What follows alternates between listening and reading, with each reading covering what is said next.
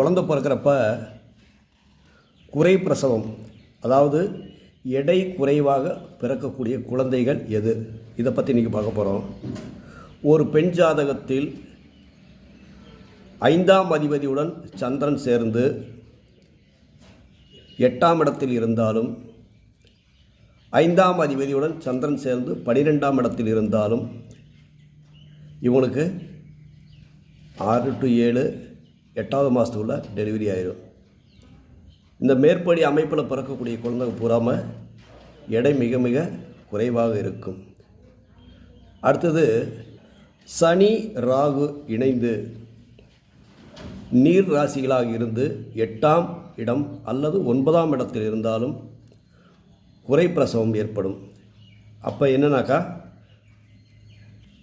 பன்னீர் குடம் உடைந்து குழந்தை பிறந்துடும்.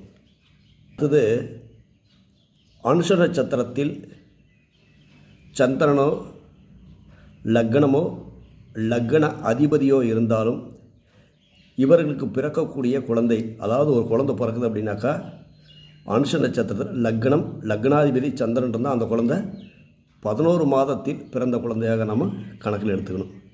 நம்ம வீடியோ பிடிச்சிருந்தால் லைக் பண்ணுங்கள், சப்ஸ்கிரைப் பண்ணுங்கள். நன்றி, வணக்கம்.